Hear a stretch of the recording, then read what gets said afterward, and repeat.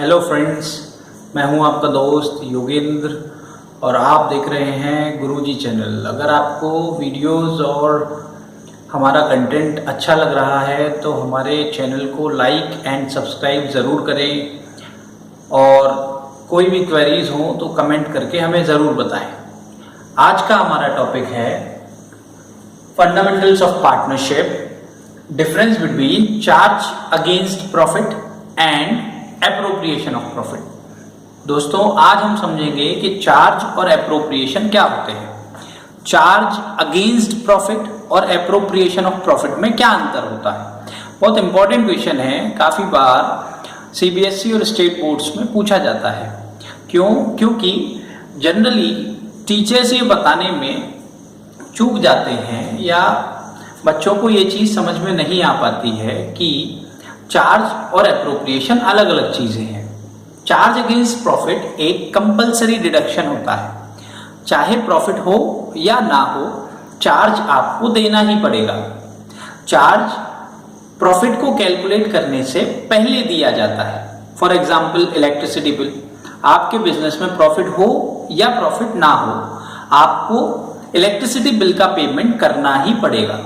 वैसे ही जैसे कि रेंट, आप प्रॉफिट कमाएं या प्रॉफिट ना कमाएं, मकान मालिक आपसे किराया जरूर लेगा।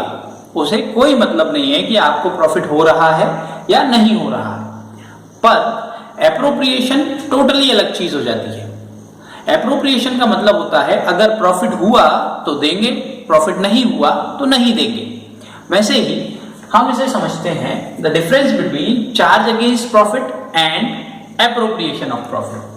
Charge against profit is debited to profit and loss account. सारे कंपलसरी एक्सपेंसेस कहां जाते हैं? प्रॉफिट एंड लॉस अकाउंट में। क्यों?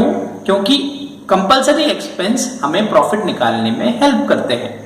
फिर कंपलसरी एक्सपेंसेस को देने के बाद ही हम नेट प्रॉफिट निकाल पाते हैं। और appropriation of profit debited to profit and loss appropriation account. Profit and loss appropriation account profit and loss account के बाद बनाया जाता है। प्रॉफिट एंड लॉस एप्रोप्रिएशन अकाउंट में हम पार्टनर्स को जो भी एप्रोप्रिएशंस करने होते हैं, क्योंकि देखो प्रॉफिट है तो प्रॉफिट किस में बटेगा? पार्टनर्स में बटेगा। पार्टनर्स में बांटने के लिए हम एक अलग से अकाउंट बनाते हैं जिसका नाम है एप्रोप्रिएशन अकाउंट। सीक्वेंस कुछ ऐसा होता है कि सबसे पहले हम जर्नल एंट्रीज बनाएंगे, फिर हम लेजर्स बनाएंगे। लेजर्स में हम ये कैपिटल अकाउंट्स वगैरह, कैश अकाउंट, कैपिटल अकाउंट, ये सारी चीजें बनाएंगे। फिर ट्रायल बैलेंस में उनको टैली करेंगे। उसके बाद फिर हम प्रॉफिट एंड लॉस अकाउंट बनाएंगे, trading and profit and loss account. ये आप 11th में पढ़ चुके हैं। उसके बाद 12th में आपको एक और अकाउंट बनाना पड़ता है। फ्रेंड्स, होता क्या है, 11th में जो आपने अकाउंट्स पढ़े थे उनमें क्या था, जो पूरा पैसा था, यानी आपने जो अकाउंट्स पढ़े थे वो सोल प्रोप्राइटरशिप के थे। सोल प्रोप्राइटर यानी एक आदमी जो बिजनेस करता था।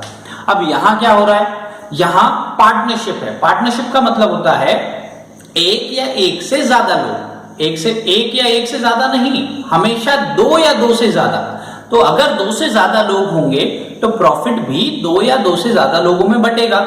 उस प्रॉफिट को बांटने के लिए एक अलग से अकाउंट खोलना पड़ता है जिसका नाम है प्रॉफिट एंड लॉस एप्रोप्रिएशन अकाउंट। जैसे हम प्रॉफिट एंड लॉस अकाउंट में ग्रॉस प्रॉफिट को लेके आते थे, वैसे ही हम प्रॉफिट एंड लॉस एप्रोप्रिएशन में नेट प्रॉफिट को लेके आते हैं। तो ग्रॉस प्रॉफिट ट्रेडिंग बनाया, ग्रॉस प्रॉफिट को net profit and loss account में उतारा, उससे नेट प्रॉफिट निकाला।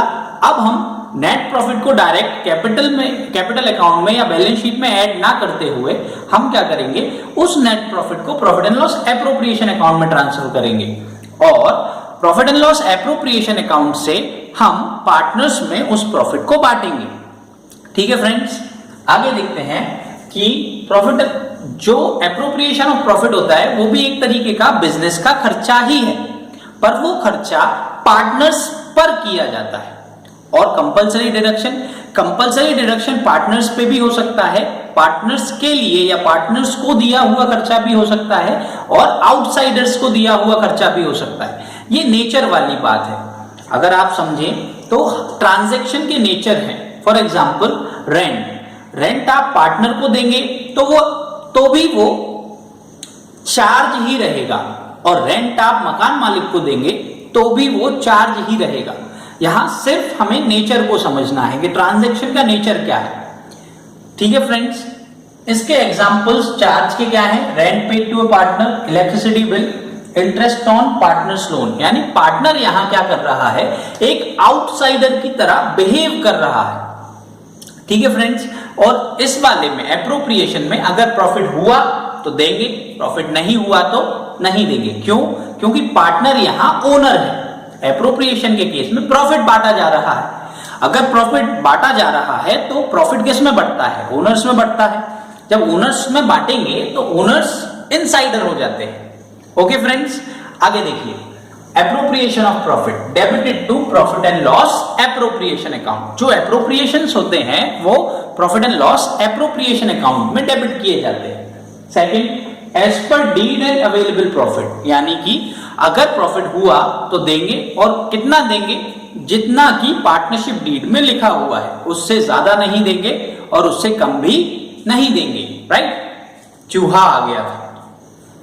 Next, done after charging. ये जो चार्ज होता है ये एप्रोप्रिएशन के पहले दिया जाता है और एप्रोप्रिएशन चार्ज के बाद दिए जाते हैं। क्यों? क्योंकि प्रॉफिट एंड लॉस पहले बनता है और एप्रोप्रिएशन बाद में बनता है। वैसे पहले और बाद में कुछ नहीं होता है, सारे ट्रांजैक्शन साथ में होते हैं।